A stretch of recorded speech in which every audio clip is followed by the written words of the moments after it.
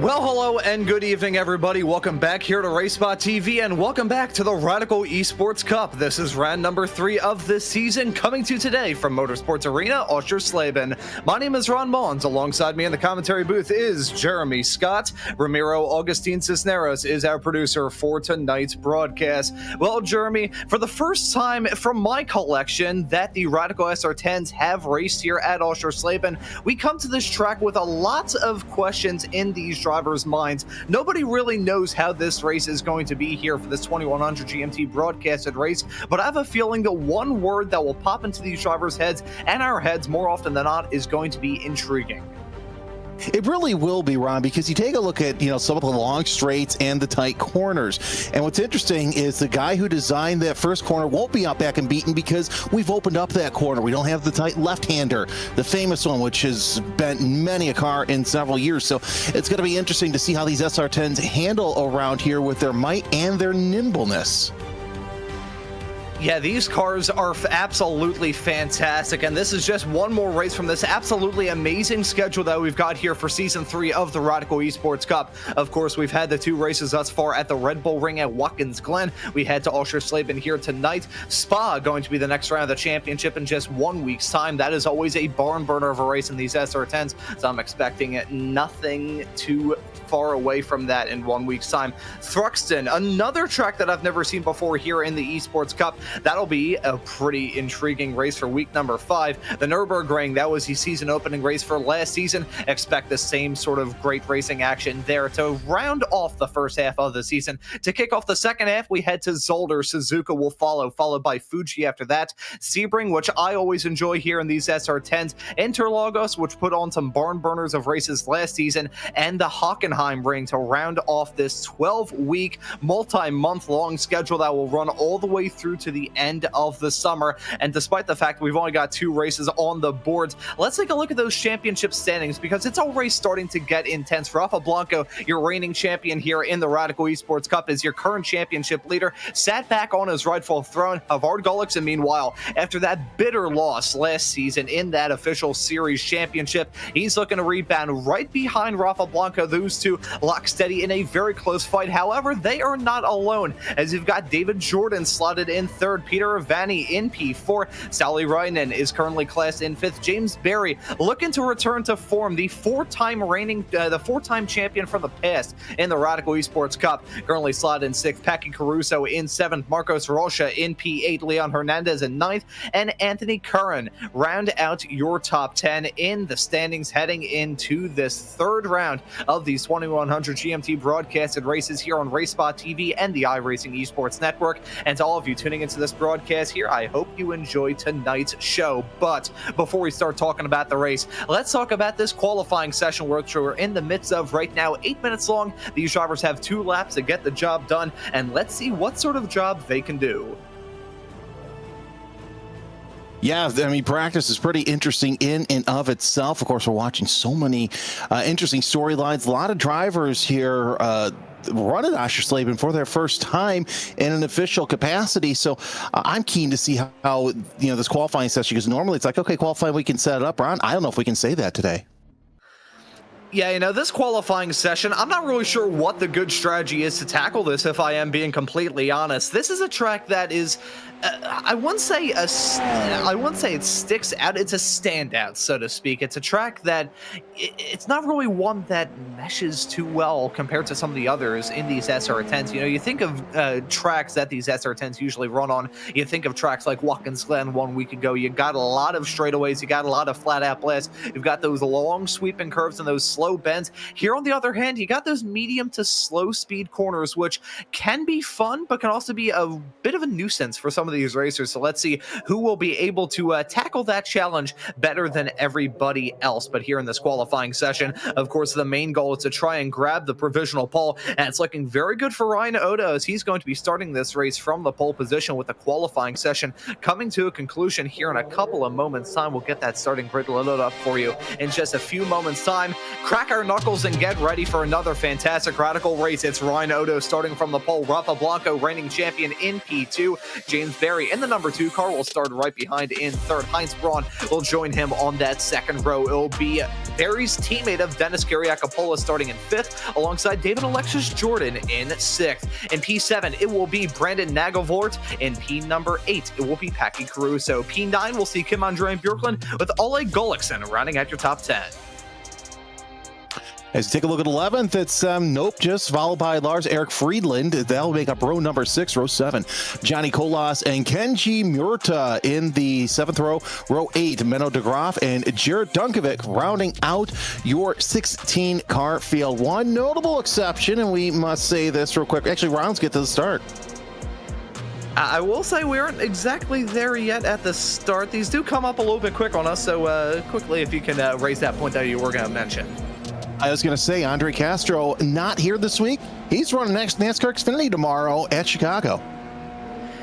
Yeah, so that's another fantastic thing to raise about some of these broadcasts. Castro, a very successful driver here in these SR10s, also a rather proficient driver in real life as well. You can hear the roar of these SR10s. These drivers just waiting on a few more cars to join this starting grid before we can get this race ready and rocking and rolling. For the third round of this championship, we've had 2 different winners up to this point in these 2100 GMT broadcasted races every single Friday. These are the official ones, so you can tune in to these, or you can join them if you have a high enough rating. And Sebastian Lipp and Harvard Gullikson visiting victory lane thus far. Let's see who visited for week number 3 as the drivers are now on their way. We are racing at Oschersleben. It's a bad start a little bit farther in the back. Think we may have had a jump and all of that, but it's Ryan Odo, the standout star from the American Series, leading him down into turn number 1. Rafa Blanco getting off to a good start. That's some drama a little bit farther in the back. That, I believe, is involving Kim Andre Bjorklund, and also, unless I'm very much mistaken, it may have been Canopez involved in all that action as well. Bad start for those drivers as they had their way down to 1 and 2, but as they ran their way through turn number 3 for the very first time in this race, it's been a dream start for Ryan Odo. Yeah, and Kolas and Gullikson also having some rough starts. They fall back a couple of positions. That was Nope Just and Bjorklund who were involved in that first lap Shamazel, but nonetheless, single file so far as we take a look at this replay. Oh, and it was contact being made between Kim Andre Bjorklund and the number 6 of Sem Canopes. That could have ended so much worse than it did. Thankfully, though, for those 2 drivers, as unfortunate as a moment it certainly was for Kim Andre Bjorklund, that didn't result in him collecting any more race cars. He's already on the back foot massively. There is no driver, as far as I'm concerned, here in the Radical Esports Cup that has worse luck than the driver, the number 9 of Kim Andre Bjorklund. He has been constantly struck by falling anvils for just about as long as I've been covering these SR10s, which stretches all the way back to spring of 2023. So that is really saying something. We'll run on board with the number 6 of Canopes there, as you can see that contact being made. That's one thing to raise about turn number 1 and 2. Really at any track, but especially here at Oschersleben, with the difficult nature that it is in these SR10s where the brakes are touchy at best and terrifying at their worst. Heading into turn number 1 and 2 of Hotel at the very start of this race here, that is terrifying. Well, and you got to worry about the tire temperatures with these cars because they just come up on you so quick and they get so cold so fast. But right now, single file as drivers are really trying to feel out this facility. I was watching the battle for 14th between Canopes and Murata, but that has opened up. Is now Canopes catching up to the back of de Graaf. Let's see what else we got here for battles. Yeah, everybody kind of single file, feeling out the circuit. This is pretty interesting, Ron, to see how these drivers are handling this new race track to them in an official capacity. And, you know, despite the fact that Oschersleben has been in the sim for a decent amount of time up to this point, I don't remember exactly when it was brought in, but about less than a year ago at this point, it was made part of base content here in the sim. And that was where most of these drivers got their first taste of Oschersleben. I remember driving this track back in Project Cars 2. I remember I personally really enjoyed it, but I can definitely draw some comparisons between a track like this and Rudskogen that we have seen in the past here in the Esports Cup. But here's some side-by-side action. Heading down to turn number 1, that's That's Dennis Kyriakopoulos and Paki Caruso battling for P5 and P6. Kyriakopoulos slips his way up into P5. Ryan Odo is still your race leader, trying to build a gap to himself and James Berry, who's looking to return to form. You know, he had a pretty good showing in week number 1 at the Red Bull Ring. Last time out, though, Watkins Glen, he definitely got struck by a falling anvil, was involved in an early incident that took him out of contention. He ended up with a result in the teens. So as much as these broadcasted races aren't the ultimate determining factor, it is a pretty good yardstick to see how well a driver is doing throughout this iRacing season. Yeah, you got to wonder if he's going to be hunting for rabbit's feet, golden horseshoes to kind of get back to that winning form we all know James Berry is so well known for. Heinz Braun is on board with our camera, the number 3 Herzog Motorsports SR10, and watching him on track, Ron, we're talking about these medium speed corners. There's a lot of them. It is a very fast racetrack. In fact, a minute 25 is the last lap run by your leader, Ryan Odo. So that just goes to show you how quick a lap happens here.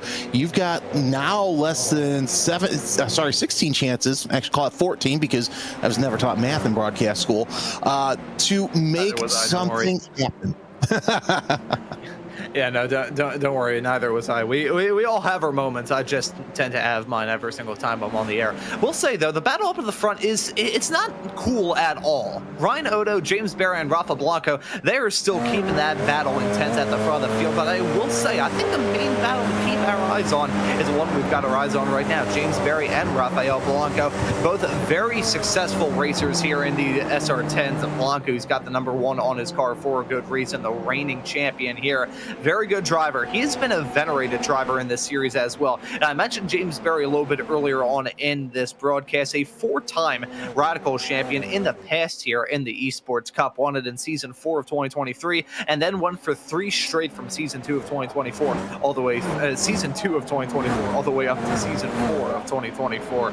I think I got that right the first time, but my brain was like, oh, maybe it goes back to neither of us were taught math in broadcasting school. It happens to the best of us. James Berry as well, also the reigning Radical European champion, that series that you can catch sporadically on Sundays here on Race Spot TV. So Berry, very good driver. Ryan Odo as well, he's off the back of a win in the Radical Americas Championship less than 1 week ago at this point here on Race Spot TV. Won it on Watkins Glen, and Jeremy, we were drawing a little bit of comparison between the Glen and Oschersleben. In terms of the way these tracks are, there's definitely some sort of correlation going on there, as we nearly saw a big moment from Dennis Kyriakopoulos and a big dive from Caruso to jump his way to 5th. Yeah, a couple of great battles going on. Yeah, there are some comparisons because you take a look at the Glen. Yes, it has wide sweeping corners, but the difference that I see between this and Oschersleben is the elevation. Oschersleben, relatively flat. The Glen, you have plenty of elevation changes, whether you're running the boot or whether you're running the NASCAR circuit, the short circuit. So these drivers can take what they learned last week and move it into what they're showing this week. I'll tell you what, Blanco's really off the back of Berry. And by the way, your point that you raised about James Berry, Ron, coming off of 5 straight days of waking up at 150 and beating the rooster up, that made sense to my tired brain. Fair enough. I'm not really sure what else to say to that other than fair enough. But James Berry, very good driver here in this series. However, himself and Rafa Blanco may not be alone, as Heinz Braun is slowly but surely reeling himself into this fight. You can see some gravel getting picked up coming out of the final turn. That was actually a moment there involving Johnny Cajolas. He's had a moment in the number 4 car. What has happened to the drivers now running last of everybody here in this field? Something has also happened involving Kenji Murata. That's a big moment down into turn number 1 and 2 for David Alexis Jordan. Nearly ends up into the grass, heading his way off through the second turn. That section, super tough here in these SR10s as the dive. That's not going to work at all for either of those racers. That's Nagelvoort and Kyriakopoulos going off the track in tandem. Got to bring some gravel back onto the racetrack, going to turn 3 into even more of a treacherous bend than it already is. But the spread car there, the number 10 of Brandon Nagelvoort, I think he may have ended up with some of it in his eye with the late braking maneuver down to 3. Yeah, and that's gonna happen. Thankfully, at least in the sim, it'll go away pretty quickly.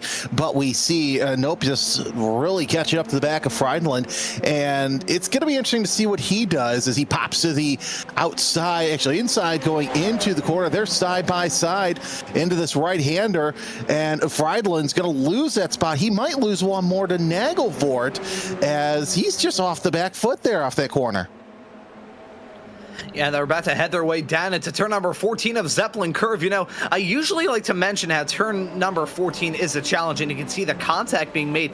Yet again, it's a moment involving Semikonopoulos and the number 4 of Johnny Cajola. So yet again, the 6 car, that McDonald's car, using the chrome horse, we nearly saw a collision down to turn number 1 and 2. That was Nagelvort, and Friedland nearly ending in disaster down into Hotel. Thankfully, they got away with one there, but now you can see the likes of Jared Dunkovic, Dennis Kyriakopoulos, who's definitely on the charge after that moment a little bit earlier on, and some other drivers, including Kim-Andre Bjorklund. He has not been down in this fight. Well, he has been down, but he hasn't been out. Had that moment down to turn number 1 at the very start, but ever since then, he's dusted himself off rather well and is still in a catbird seat if any drivers have a moment all around him. We'll say Heinz Braun, I think he's lost touch of the other drivers that you see right now occupying the final 2 podium spots. See that gap has ballooned out to about 1.3 seconds. Now, one thing to raise about this track as well, Jeremy, and what probably makes it such a challenging combination is just remaining consistent, and consistently hitting your marks around here can be a bit of a tough ask. It really can, and using other drivers as brakes really not advised and doesn't earn you points at the end of the day. Ali Gullickson with a quick little off, and looks like it's going to be a spin here as I saw him go down the order through the tower, but he's able to stay off that tire barrier. Unfortunately, he's lost a whole bunch of time, but back to what you're saying, yeah, this is just such a momentum track, and you really got to really keep on it. Odo looks like he's figured it out. We've got about 10 laps to go in this race, so really, as we've seen, anything can happen as Dunkovic and Friedland are really battling for that 10th spot, and Dunkovic with an off himself. Kyriakopoulos also with a little bit of an issue, but then again, look at how tight that battle is for that 10th spot as Dunkovic trying to keep up to Bjorklund in that 10th spot, get back into the top 10. He's got Kyriakopoulos, I should say, behind him in 8th, so 3-car battle for 10th. And you can see a little bit of damage to the side of that number 12 car of Dunkovic as well. So had to have been a little bit of contact all through Hotel. Won't be the first time we've seen something like that. Certainly will not be the last either, as we still have 10 laps to go here in this race. Ryan Odo on track for a win if he can hang on and keep that same pace right now. If he can build even more of a gap, he would probably break away and make James Berry lose a draft, which would really start to intensify that battle a little bit right behind him. But Kim-Andre and Bjorklund, who are following right now, currently slotted in P10. A very nice recovery drive for the driver, the number 9. I thought I nearly jinxed myself for a couple moments. Ryan Odo having a brief blink out coming out of turn number 14 of Zeppelin Curve, but thankfully for him, worked out rather all right. Hopefully those internet connectivity issues will go down to a minimum. A couple of seasons ago, iRacing implementing that feature where you can be removed from a race entirely if your internet connection issues are too bad. But Odo, don't think I've ever seen that from him in my entire time covering the Americas Championship and the other times that he's made appearances here in these official races. So hopefully it's just a small little blip right now that won't affect him too much. Yeah, unfortunately, this isn't the first time we've seen Odo blip this race, but we'll see if that gets figured out. Probably heavy internet usage in the States with it being the 4th of July holiday. As we see Odo opening up the 1.2-second gap. Barry and Blanco, they're trying to battle. You also have that battle for 5th between Caruso and Alexis Jordan. So great battles here all throughout the racetrack. You know, you may look at it and go, oh, it's single file, but here's the thing with Oschersleben, you really got to keep that momentum up, pick and choose your battles, and find the right place where you want to make your move, because we've seen drivers make moves at inopportune times, and it's effectively ended their race. Yeah, you need to figure out what's a good spot to get moved on and what's a bad spot, because as we have seen, it can end an absolute disaster for these racers, and for some of them looking to get involved in that championship battle, don't want to have that happen at all. Here's 2 drivers that are firmly inside the top 10 when it comes to that championship fight.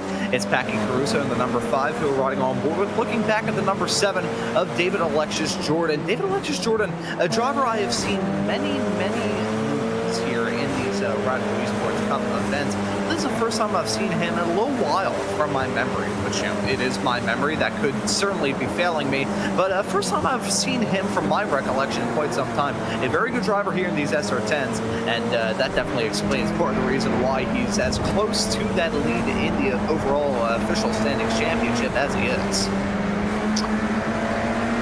I'm just not going to go there. But anyway, Barry and Blanco tight within a battle. Surprised that Blanco hasn't refreshed his windscreen yet. Of course, when I'm in the game, I'm atistic. I always like to, okay, next, little speck, next. But then again, I have glasses, so I get to see for the, ooh, Odo dropping a little wheel off there. So that's closed the gap up by 2/10. That could be something later on in the race to watch. Also, the interested spectator in all this for the battle for second, Heinz Braun in the 3.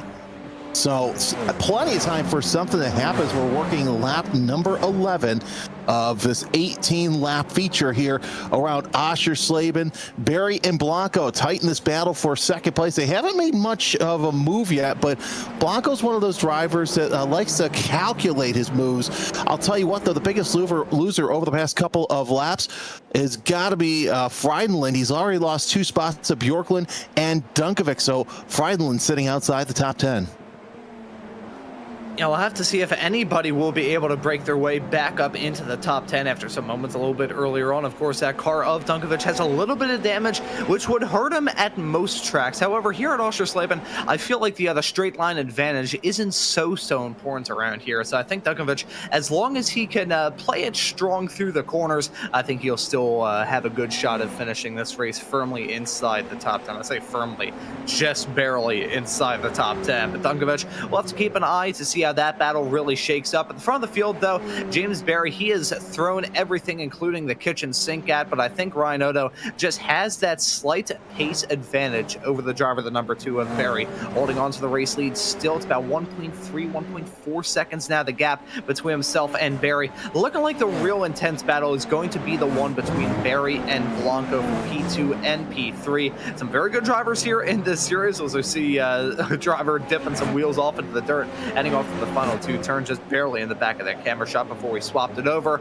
But these 2 drivers that we've got on screen right now of Barry and Blanco, again, reigning champions. They are good drivers in these SR10s. They know how to play it, and they're both going to be ones that, as far as I'm concerned, will probably be involved in that official series championship battle.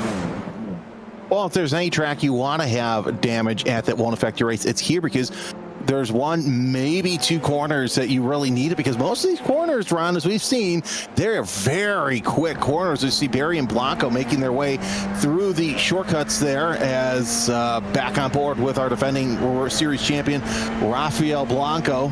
And yeah, just so much commitment around the circuit that you're seeing these drivers. Look down to third gear for some of these corners. So normally you see these corners in first, second gear, third gear, fourth gear corners. It is absolutely fantastic. As now this final corner, I think it's one of the few corners you really have to blip down into second gear.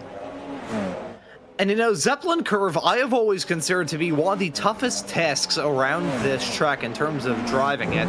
I feel like the turn right before, turn number 13, lucky number turn 13, has been more of a challenge for these racers. Every single time we see them heading their way off through that medium to high speed right-handed kink, I have seen at least one driver dip at least one wheel off into the dirt. As we take a look at a side-by-side fight involving Dennis Kyriakopoulos and Freundland, they head their way down into Hotel. It's going to give a cushion to Dunkovic and give P11 to Kyriakopoulos. Nicely played for the driver of the 8. Oh, that was a fantastic move there, as Dunkovic really watching that happen, but it's also given de Graaf and Kolas a chance to catch up as well. Oh, we got a spinner off the back. That's de Graaf who spun off. Not sure if that was contact, but he's back underway. Saw it briefly in the back. We'll get a replay of that, but I'll tell you what, that 4-car battle now is turned into a 3-car battle, Ron. Yeah, just as quickly as things were looking to be that way, the racing gods just going to say, nope, just quick little snap of the fingers, and around he goes into the gravel trap. The gravel trap definitely getting a lot of use in turn number 3 and getting a whole lot of use around this racetrack period. The amount of drivers that I've seen go off through turn number 13, the corner I was mentioning a couple of moments ago, I am absolutely shocked that you can still see the asphalt heading around the final turn. Would have thought at this point in time that that turn would basically resemble a rally special stage or a rally cross track, but no, still looking like a racetrack as we take a look at that moment for Menno de Graaf into turn number 3. That turn is so inviting to try and carry a little bit of speed. You can see a little bit of banking in there, not a whole lot, but there's just enough where it is so inviting to go a bit later on the brakes, try and carry a lot of speed through there, head off through there as strongly as you can. These SR10s also have a fantastic ability to humble these drivers just as quickly as they think they've mastered these cars. Yeah, because the car always wants you to push deeper, deeper, deeper. And then once you go too deep, it just snaps on you because that back end wants to see what the front end's looking at sometimes. Oh, look at this battle for second place heating up. But look at Odo opening up a 2-second gap between himself and James Berry. I think that's a story right there. Is it was 1 second for most of the race, but over the past couple of laps, Ron, it's now 2 seconds back to James Berry. So Odo now he's running 10/10 to kind of gap that battle for second place. Yeah, and I wonder exactly how this is going to shake out. Will it be Rafa Blanco playing that patient game all throughout this race and waiting for this race to fall into his lap, or is James Berry going to be able to get the job done? We'll say when it comes to the track conditions here at Oschersleben today, rather perfect when it comes to the ambient and track temperature. 69 degrees Fahrenheit, nice as the ambient, and 72 degrees Fahrenheit for the track temp. So that is just about perfect for these cars. You won't have to worry about overheating tires too much. You will have to put a bit of work into it to try and build up the track temperature, but at the same time, I really do not think that overheating tires is going to be a problem here. Even so, at this track where you've got so many turns, I think those slightly cooler track temperatures may be actually playing in these drivers' benefits in a certain way. If the track temperatures are, I don't know, let's say in the mid-80s Fahrenheit, for instance, I believe that'd be high 20s-ish Celsius. I need to get that conversion basically like burned into my head to do it right on the fly. But if it were a little bit higher, I think these drivers would probably have to lift their foot off the gas and take it a bit easy just to keep their tires underneath them. These SR10 tires, rather tough. They can take a pummeling, but if you overheat them, those tires will get very sad very quickly. It's great British weather for a British car, but the only thing that make it more British is a little bit of drizzle. So these SR10s are absolutely loving this as we see the battle for fifth heat up between Caruso and Alexis Jordan. Now 0.2 of a second going into turn number 1. Jordan all over the mirrors of Packy Caruso, who's held that position for quite some time, but Jordan knows that, hey, it's about go time as we have about three laps to go. As we look off the back of Caruso, Jordan trying to do all sorts of lines that he can to try and get around Caruso, but we know that Caruso is just such a good driver in his number 5.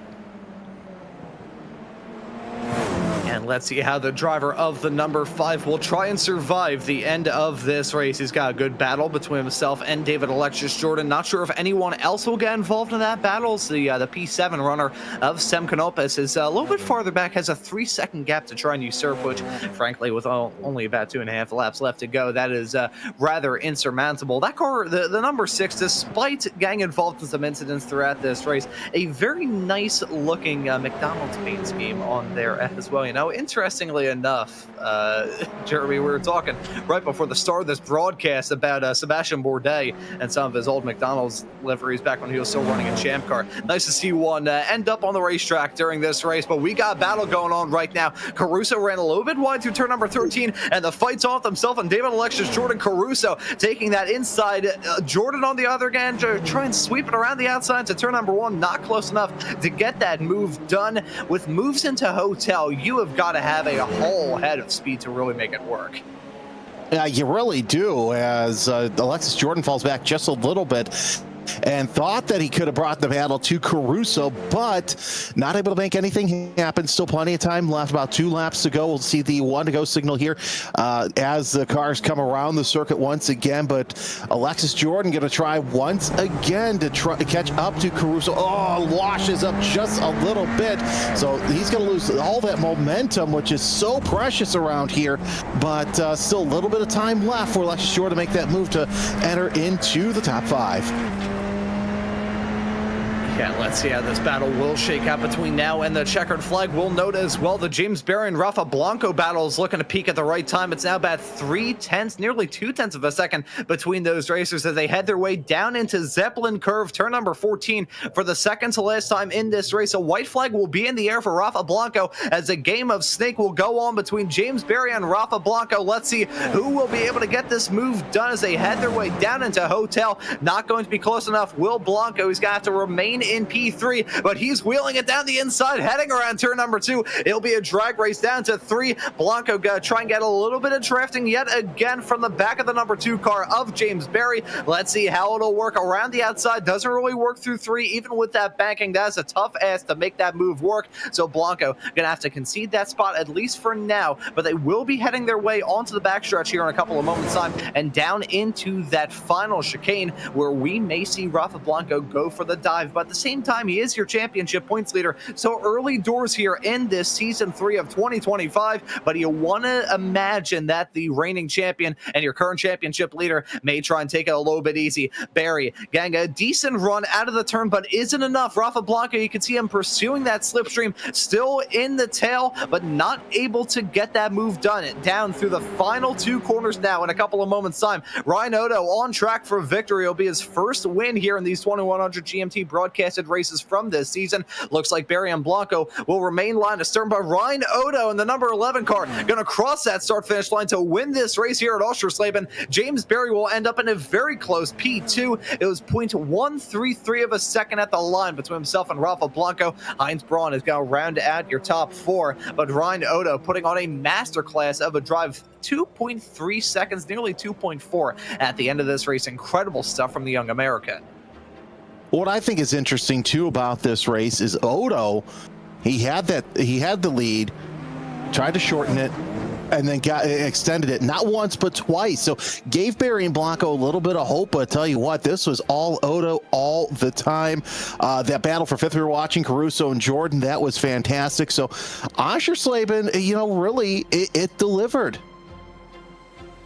Yeah, that it absolutely did. Heading into this race, I wasn't really sure what sort of racing we were going to get here in these SR10s, but we got a pretty good race at the end of it all. It was certainly a test of these drivers' skill, but we got to have that sort of stuff every now and then, really prove to all the viewers and prove to themselves as well how great of drivers we've got here in the top split from the Radical Esports Cup. Week number 3, this 2100 GMT broadcasted races here on the iRacing Esports Network and RaceSpot TV. This week is won by Ryan Odo. He takes a checkered flag by 2.4 seconds in front of James Berry in P2. Rafael Blanco, your reigning champion, will round out your podium in 3rd. It'll be the German of Heinz Braun finishing his home race here in P4. Packy Caruso will round out your top 5. Fittingly in the number 5 car, it'll be David Alexis Jordan finishing in 6th in front of Sem Canopes in P number 7. Brandon Nagelvort will finish a rather hectic race for himself in P8, and well done to come on Andrean Björklund, ending up in 9th, even with that incident he had at the start. And Jared Dunkovic will finish right behind, about 5 seconds back, rounding out your top 10. It'll be Dennis Kyriakopoulos finishing this race in P11 from Johnny Kajolis in P12. Lars Erik Freindland will finish in lucky number P13 in front of Kenji Murata in the lucky number 13 car in 14th. And it'll be Menno de Graaf in P15 and Oleg Golikson rounding out your 16 car. Should be noted, Ryan Odo saying the 5th lap of the race on lap 15 shows you that even towards the end of this race, he certainly had a stranglehold on this race, for lack of a better term. But a rather good one here at Oschersleben from start to finish, and some rather intriguing storylines, especially from that fight between James Berry and Rafa Blanco. Yeah, the one driver who really didn't want a bad race right now is Gullickson also, because now with Blanco finishing third, that's going to open up the points gap just a little bit going into the next round here, as the drivers put on a good show in Germany for a very flat yet technical track. And, looking ahead to next week here in the Radical Esports Cup for Season 3 of 2025, we're going to be running at Spa, which is going to be an absolute fever dream of a race. I've done some of those broadcasts as well, and I can attest to the fact that it is a terrifying experience from us on the broadcast booth. Can't even imagine how it will be for these drivers. I will say, though, we got some drivers looking to have a chat with us. James Berry and Ryan Odo both looking to have a chat with us. So I will, how about we do this, Jeremy? I am going to give you our race winner of Ryan Odo, and I will give myself our P2 finisher of James Berry. Sound like a plan? That works for me. Alrighty, well, we'll bring in Ryan Odo. Yeah, let's bring in our race with Ryan Odo. Ryan, a dominating start from lights to flag victory. Congratulations. And I guess the first question was, were you playing with the guys there with you shortening and rising your gap all race long? No, that was just me being inconsistent. So those guys behind me had incredible pace, and the whole entire time I was so nervous because I feel like, honestly, having a 1 second gap to the guys behind and them doing a very good job of keeping it, and both of them being very good drivers, means that, like, if I make a single mistake, I'm right back into their little group, and I'm going to have to battle for that win. So honestly, I would rather fight for the win on the last lap than just lead the whole race by 1 second.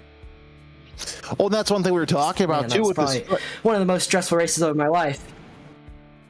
I was gonna say, it seemed like it because we were talking about, behind you there was a lot of action where drivers would get one wheel off and end up spinning off. But let's talk about the Oschersleben track, kind of an unknown here in these 2100 GMT circuits. Now that you were the winner, what are your thoughts on this facility?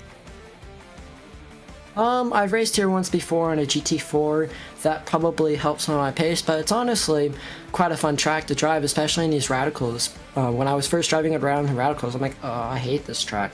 But then after, like, maybe 20 laps or so, I started getting faster. I'm like, oh, this is actually a lot of fun.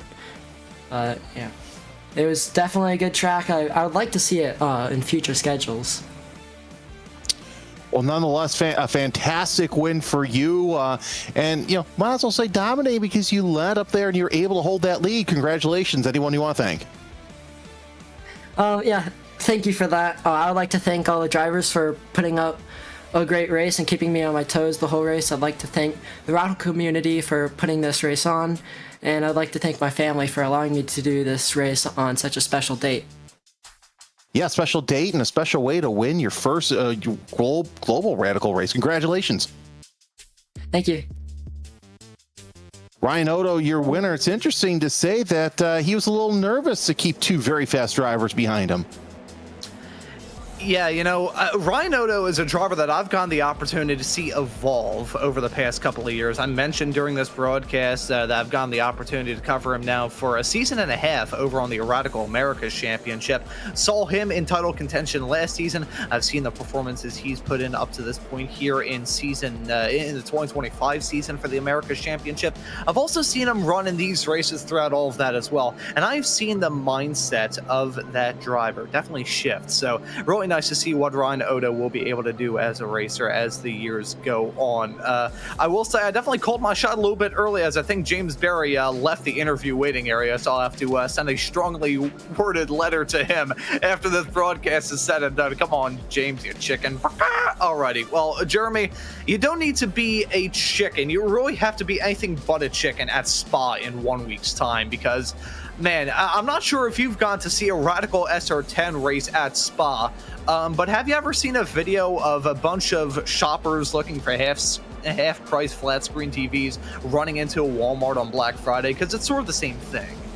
I have called my fair, let me put it to you this way. I have called my fair share of Spec Miata or Spec MX-5 races, and let's see here, Spec Racer Ford. I've called IMSA Lights races at Road America, so I'm well aware what a race track like Spa is like for any kind of car.